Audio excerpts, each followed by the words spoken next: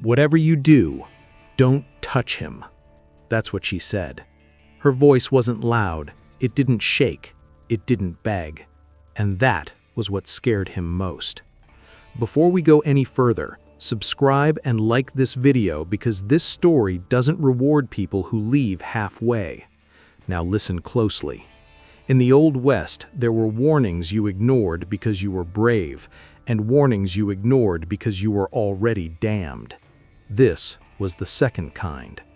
The cowboy's name was Caleb Holt. Not a hero, not a villain, just a man who survived long enough to believe he understood how chaos worked. Caleb rode with partners, always had. Men didn't last long alone out here, not if they were running from something. And Caleb Holt was running from a lot. The woman rode beside him. Her name was Maeve Calder. Most folks assumed she followed Caleb. They were wrong. Maeve didn't follow anyone. She chose her disasters carefully. She wore a man's coat, faded black, the hem torn by old spurs. A revolver sat low on her hip, not for show. Her eyes never rested. They measured, calculated, remembered.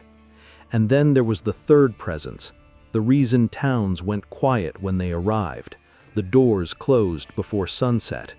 Bound in the back of the wagon sat the man no one was supposed to touch. They never said his name out loud, because names had power, and this one brought consequences. They'd robbed banks together, burned ledgers, vanished after shootouts that left sheriffs explaining empty air to angry widows. Partners. But this job was different. This time, they weren't stealing money. They were transporting him. Caleb didn't ask why. That was rule number 1 between him and Maeve. Never ask questions that could get you buried. Still, even he felt it. Every mile they rode, the air felt tighter, like the land itself wanted distance from that wagon. And Maeve noticed. "You're staring," she said, without turning her head. "I'm thinking," Caleb replied. "Thinking gets men killed. So does not thinking." She smiled at that, brief, sharp, gone. That smile was another warning. They stopped near dusk, a dry stretch of land where nothing grew right, the kind of place animals avoided. Maeve dismounted first. She checked the horizon, checked the ground, then checked Caleb. "Remember," she said, quietly, "whatever happens tonight." "I know," Caleb cut in. "Don't touch him." She stepped closer. "No," she said, "not don't want to, not don't mean to." Her eyes locked onto his. "Don't touch him." The man in the wagon shifted. Chains rattled. And for just a second, Caleb could have sworn something inside the shadows smiled. They made camp. No fire, no talking, just the sound of leather, breath, and distant wind. Caleb sat with his back to a rock, rifle across his knees. Maeve watched standing, always awake. That's when Caleb noticed the marks on her hands, old scars, rope burns, on someone who hated being restrained. That didn't sit right. "You've done this before," Caleb said. Maeve didn't answer. "You've transported men like him." Still nothing. "That's why you're afraid." She finally turned, and for the first time since he met her, there was no calculation in her eyes, only memory. "I'm not afraid of him," she said. "I'm afraid of you." That should have been the moment Caleb walked away, but partners don't walk.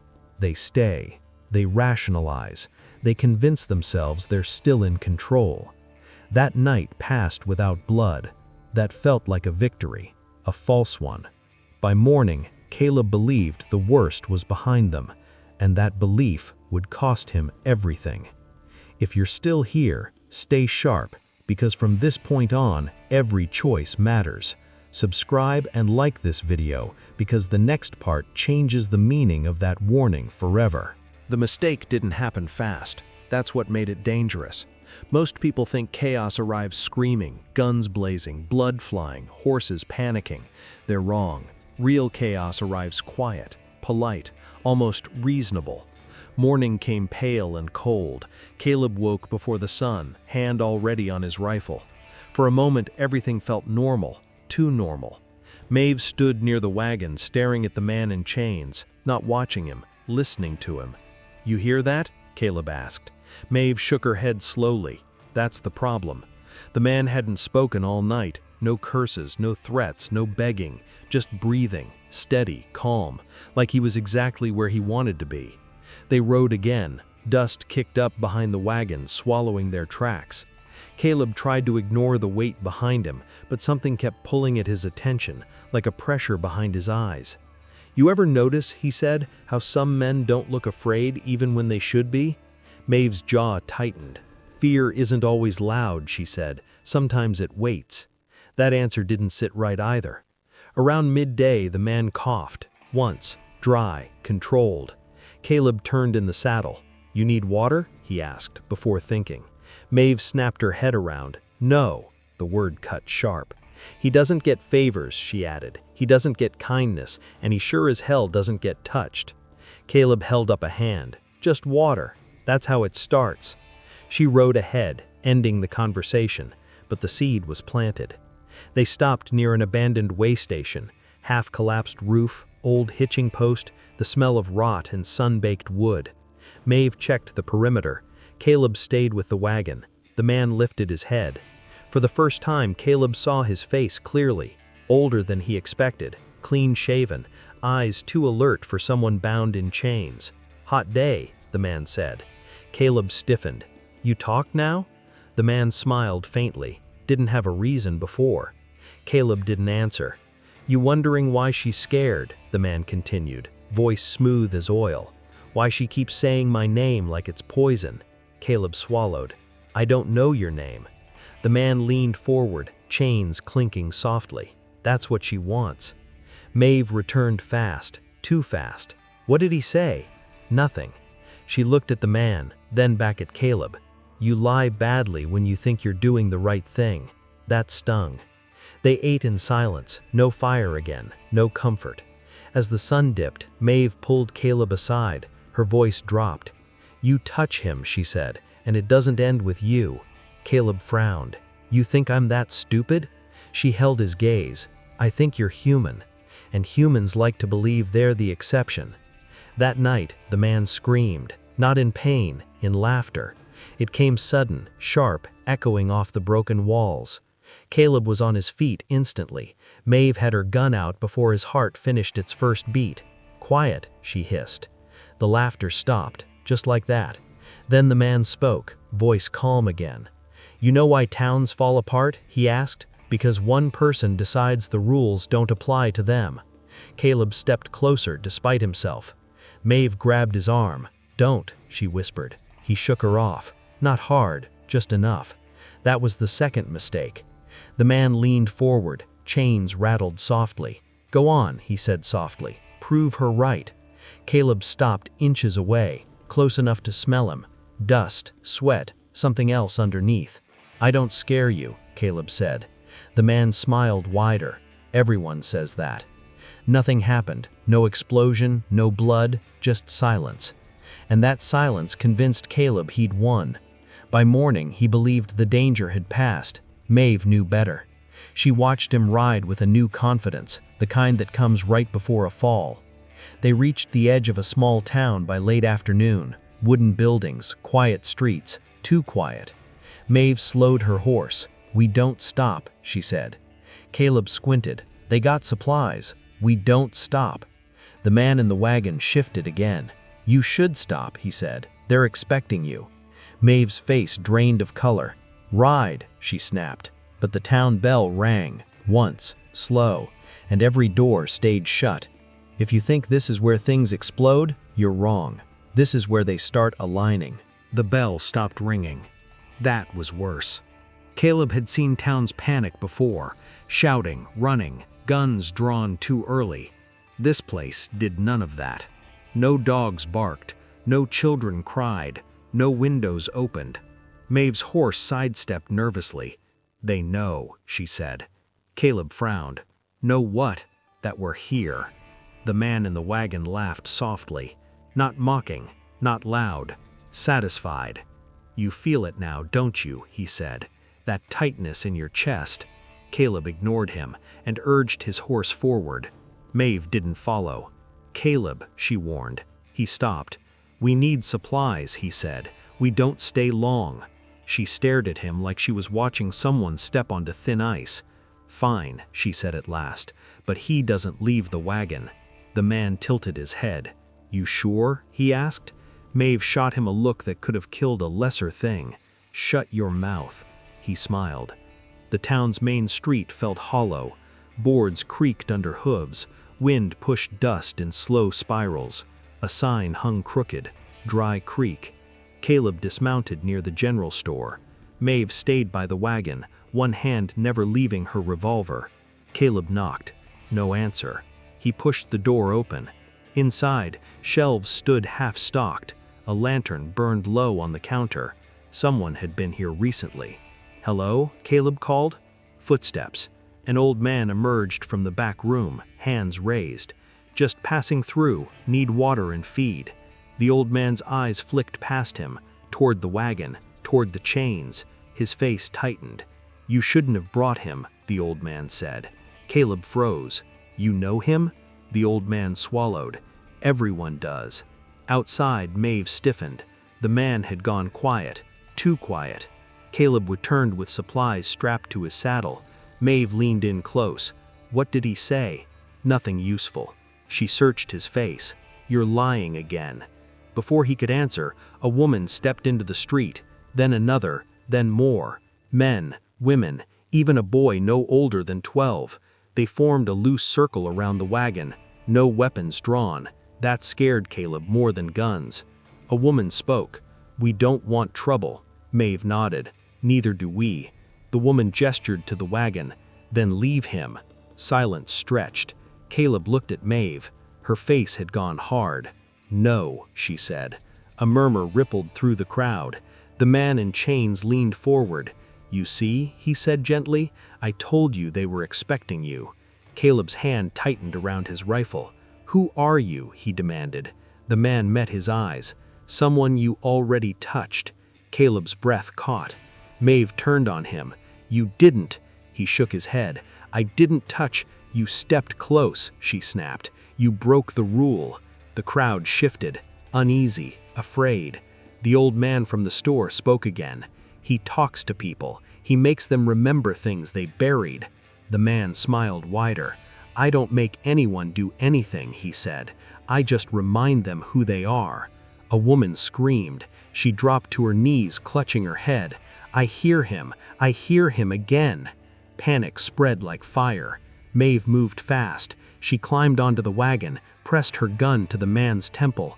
"This ends now." The man didn't flinch. "Shoot me," he said softly, "and see what happens." Maeve's hand trembled, just slightly. Caleb saw it, and for the first time, he understood. This wasn't about transporting a prisoner. This was about containing something already leaking. They escaped Dry Creek under chaos, not bullets, screams, memories surfacing like rot in water. By the time the town disappeared behind them, Caleb's hands were shaking. "What is he?" Caleb whispered. Maeve didn't answer. She stared ahead, jaw tight, eyes wet, because the truth was worse than any answer, and Caleb had already crossed the line that made him part of it. The man hummed quietly behind them, a tune Caleb almost recognized from somewhere deep in his past, and that was when he realized this wasn't a job anymore. It was an infection, and it had already begun to spread. The road emptied again. No towns, no voices, just wind and the sound of chains.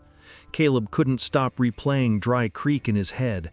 The faces, the screaming, the way the man had smiled like none of it surprised him. "You knew that would happen," Caleb said. Maeve didn't deny it. "I knew it could. That's not the same thing. It is when people die." The man shifted behind them. "Not dead," he corrected calmly. "Awake." Maeve snapped around. "Don't speak." He obeyed, too easily. That night they made camp near a dry riverbed. For the first time, Maeve sat. She looked older in the firelight, tired. "You want to know what he is," she said. Caleb nodded. "He's a mirror," she continued. "He doesn't force anything, he just reflects what people hide." Caleb frowned. "That's not possible." Maeve looked at him. "It already happened to you." Before he could answer, the man spoke again. "Tell him about the boy," he said. Maeve's hand flew to her gun. "Stop." Caleb's chest tightened. "What boy?" Silence. Heavy. Maeve stood. "We ride at first light," she said. "If we're lucky, we reach the canyon before he reaches you." Caleb watched her walk away. Behind him, the man smiled in the dark. Luck had nothing to do with it anymore. Canyon walls rose by noon, narrow and high, squeezing the sky into a thin blue blade. The horses slowed on their own. Sound didn't travel right in places like this. It folded back on you. Maeve rode ahead, jaw set. Caleb followed, eyes drifting to the wagon despite himself. "You remember it now," the man said. Caleb flinched. "Remember what?" "The wait," the man replied. "The moment before you let go." Maeve spun in the saddle. "Don't answer him." Caleb swallowed. The canyon felt familiar, wrongly familiar. They stopped where the path pinched tight. Maeve dismounted and checked the chains herself, twice. Her hands shook when she finished. "This is as far as we take him. We leave him here, alive." The man laughed once, low. "You won't." Caleb stared at the rock face. The stone bore marks, old pale scars where something had been dragged. "What happened here?" he asked. Maeve hesitated. That was answer enough. "He was caught, years back, thought he could be ended, thought chains were enough. And men touched him," she whispered, "to make sure he was real." The man leaned forward, "to make sure they were." Caleb's head throbbed. A memory surfaced. Mud, rain, a boy's breath hitching, hands slipping, a choice framed as mercy. "No," Caleb said. The man's voice softened. "You told yourself it was an accident." Maeve drew her gun and pressed it to the man's temple. "One more word." He closed his eyes, smiling. "You already said them for me." Caleb stepped back, boots scraping stone. His hands were slick with sweat. "I didn't mean to," he said to no one. "I was trying to help." Maeve didn't look at him. Intent doesn't change gravity. The canyon wind rose, carrying a sound, voices layered over each other, distant and close at once. Caleb heard his own name among them. "Enough," he snapped, and before Maeve could stop him, he grabbed the chain. The metal burned, not heat, recognition. The man's eyes opened. The canyon exhaled. Rocks shifted. Horses screamed and pulled back. Caleb stumbled, memories flooding sharp and complete. The boy's face, the promise made, the release given because it was easier than staying. Maeve fired. The shot cracked and vanished into stone. The man didn't move. "Let go," she yelled. Caleb couldn't. The chain had him now. The man leaned close, breath steady. "You see, I don't take, I return." Caleb tore his hand free and fell hard. The voices faded, leaving the canyon silent again, too silent. Maeve stood over him, eyes wet, furious. "We're not partners anymore, not after this." The man hummed softly behind them. They rode out fast, leaving the wagon lighter than before. And Caleb knew, with a cold certainty, that what he'd remembered wasn't finished remembering him. They didn't stop until the canyon spat them back into open land, flat, exposed, honest in a way Caleb didn't deserve. Maeve finally pulled hard on the reins. The horses skidded, sides heaving. "Get down," she said. Caleb obeyed. His hand still tingled where the chain had burned him. Not blistered, marked.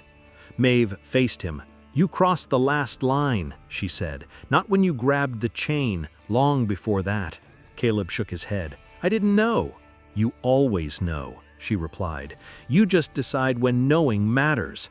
Silence stretched. Behind them the man sat calmly, as if the world hadn't tilted a few degrees off its axis. "He'll keep pulling at you now," Maeve said. "Not with words, with memories, with justifications." Caleb swallowed. "What happens if I don't listen?" Maeve looked past him, toward the horizon. Then he finds someone else through you. The man chuckled. She learns quickly. Maeve turned, fury flashing. You don't win. He answered, I don't compete. People bring themselves to me. Caleb felt it then, the pressure, subtle but constant, like a hand on his back, guiding without force. We can still finish this, Caleb said. We take him where you planned. Maeve studied him for a long moment. No, she said quietly, we take you there. Caleb frowned. What? The place where you first learned to let go, she continued, where you told yourself mercy was the same as escape. The man's smile widened. Yes, let's go home. The sun dipped low, throwing long shadows that stretched ahead of them, not behind. And as they rode, Caleb understood the final truth. The warning had never been about touching the man. It was about what touching him woke up. You already know. Subscribe and like this video, because the next choice decides who survives the truth. They rode until night pressed down hard and sudden. No moon, just stars sharp enough to cut. Maeve led without looking back. She knew this land too well. Every turn carried intention. Caleb's thoughts wouldn't settle. Memories surfaced uninvited now. Not just the boy, other moments, other times he'd stepped away instead of staying. Each one slid into place like it had been waiting. The man spoke only once. See how easy it is now? Maeve snapped. Silence. He obeyed again. That scared Caleb more than the talking ever had. They reached an old homestead near dawn. Burned timbers, a collapsed porch, ash ground into the dirt so deep it never quite left. Caleb dismounted slowly. His chest tightened. I've never been here, he said. Maeve looked at him. You have. The man inhaled deeply, like a traveler returning after a long absence. This is where you learned the lie, that letting go makes you good. Caleb's knees weakened. He remembered the storm now, the shouting, a body too light in his hands, a choice framed as kindness because the alternative required courage he didn't have. I was young, Caleb whispered. So was he, Maeve said. That was when Caleb understood her hatred wasn't for the man in chains. It was for herself. I touched him once, years ago, tried to end it, thought if I pulled the trigger I'd be done. Her voice cracked. He showed me everything I'd already abandoned. The man smiled gently. She stayed alive after that. That counts. Maeve drew her gun, not at him, at Caleb. You don't get to carry this forward, not like I did. Caleb didn't move. Do it, the man whispered. See who you become. Maeve's hand shook, then lowered. No, that's how he wins. The man sighed, almost disappointed. Chains rattled as he leaned back. Then run, but remember, I don't chase. The wind picked up, moving through the ruins like breath through broken ribs. Caleb realized the truth then, heavy and unavoidable. The man didn't need to be free. He only needed to be remembered, and Caleb would never forget him. Not now, not ever. They didn't leave the homestead right away. Morning came thin and gray, like it didn't want to be there either. Caleb sat on the edge of what used to be a porch, staring at the dirt.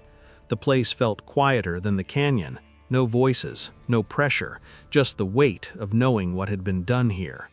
Maeve moved through the ruins with purpose. She wasn't searching for shelter. She was checking angles, sight lines, escape routes. You're thinking about staying, she said, without looking at him.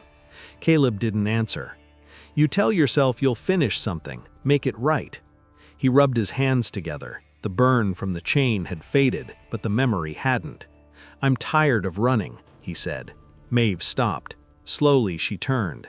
That's not bravery, she said. That's pride wearing clean words.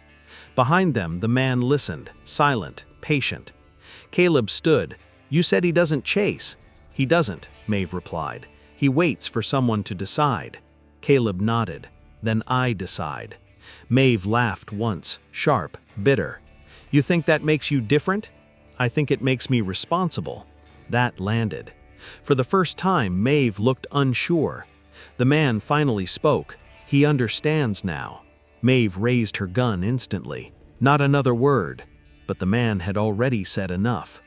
By noon, riders appeared on the ridge. Not law, not bounty hunters, townsfolk. Dry Creek had sent them. Men and women with fear in their posture and resolve in their eyes. The kind of people who'd lost sleep and patience. Maeve cursed under her breath. They followed us. Caleb felt the pull again, subtle and persuasive, a sense that this was inevitable. The riders stopped just out of range. A woman stepped forward, the same one who had begged them in the street. "We're not here to kill anyone," she said. "We're here to end this." Her eyes flicked to the wagon, to the man. Maeve shook her head. "You don't end him, you end yourselves." The woman's jaw tightened. "Then step aside." Caleb stepped forward instead. Maeve grabbed his arm. "Don't." He met her gaze. "They deserve the truth." The man smiled. "That's my favorite word, truth." Caleb turned to the riders. "You want him gone?" he asked. "Then you listen, all of you." Maeve stared at him like she was watching a bridge collapse in slow motion. Caleb felt it then, the line he couldn't uncross. He was done running, and the man knew it. Whatever came next wouldn't be about escape, it would be about choosing what to carry and what to finally face. The riders listened. That surprised everyone. Caleb spoke slowly, choosing each word like it might cut the wrong way if rushed. "He doesn't make choices for you," he said. "He hands them back, every one you buried, every moment you called mercy because it hurt less than staying." Murmurs moved through the group, faces tightened. A man near the back looked away, jaw trembling. Maeve watched them fracture in real time. "This is how it spreads," she warned, "through confession dressed up as courage." The woman from Dry Creek stepped closer. "Then what do we do?" Caleb hesitated. That hesitation was the last piece the man needed. "You already know," the man said gently. "You brought me here." Maeve turned on Caleb. "You promised." "I promised not to run, not to lie." The man leaned forward, chains loose now, almost ceremonial. "If you want it to stop," he said to the riders, "you don't end me." He looked at Caleb. "You end the man who opened the door." Silence collapsed inward. Maeve's breath caught. "No!" Caleb felt it, not pressure this time, but relief, a terrible, tempting clarity. "He doesn't make choices for you," he softened. "He needs a reason it ends." The woman raised her rifle halfway, then froze. Her hands shook. "This isn't justice," she whispered. "No," Maeve said. "It's surrender." Caleb turned to her. His eyes were calm now, and that frightened her more than fear ever had. "I touched him," Caleb said. "I carried it. I can take it with me." The man smiled, not wide, not cruel, proud. "You see," he said, "choice." Maeve stepped between them, gun drawn, aimed at Caleb's chest. "You don't get to turn yourself into a solution. That's another lie." Caleb met her gaze. "Then tell me a better ending." She couldn't. The riders waited, trapped between hope and horror. Wind moved through the grass, the sun slid lower. Maeve's hand shook harder now. She remembered the first time she'd stood like this. A different place, a different body on the ground. The same promise. "After this, it will be over." "It never is," she whispered. Caleb nodded. "I know." Behind them, the man closed his eyes, like a prayer had finally been answered. And Maeve understood the final cruelty of it. He didn't want freedom. He wanted someone to choose him. Her finger tightened. Then, "No," she said, and lowered the gun. The man opened his eyes. Confusion flickered there for the first time. Maeve stepped back. "You don't get him. You don't get any of us." She turned to the riders. "Leave, now. Take your town and your ghosts with you." Some hesitated. Then, one by one, they backed away. Not healed, not clean, but still theirs. The man's smile faded. Caleb felt the pull weaken, not gone, but thinner, fragile. Maeve met Caleb's eyes. This ends tomorrow, one way or another. The sun dipped below the horizon, and for the first time, the man looked afraid of what choice might mean when no one gives him what he wants. The night passed without sleep. No voices, no laughter, just the man breathing behind them, slower now, measured. Morning came red. Maeve stood before sunrise, already packed. She didn't look at Caleb when she spoke. "There's a drop past the ravine," she said. "Deep enough. No towns, no witnesses." Caleb nodded. He felt empty, not afraid, not brave, just clear. The man listened quietly. "So this is how you end it," he said. "By pretending distance is the same as responsibility." Maeve tightened the chains herself. "You don't get to narrate this." They rode to the ravine in silence.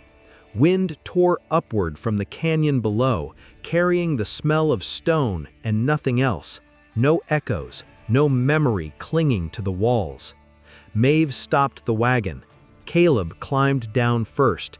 He looked at the man for a long time, not with hatred, not with guilt, recognition. "You were never the cause, just the proof," Caleb said. He studied him, searching. "You think that frees you?" "No," Caleb answered. "I think it stops you." Maeve pushed. The wagon tipped. Chains screamed against wood, then vanished into open air.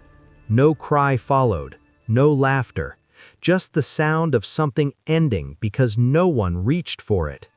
They stood there long after, waiting for the pull. It didn't come. Maeve exhaled, sharp and shaking. "It's over," she said. Caleb shook his head. "No," he replied. "It's quieter." They rode out separately at noon. No promise to meet again, no forgiveness spoken. Some stories don't end clean. They just stop asking for more. And whatever you do, don't touch what reminds you who you really are. You already know. Subscribe and like this video if you stayed to the end.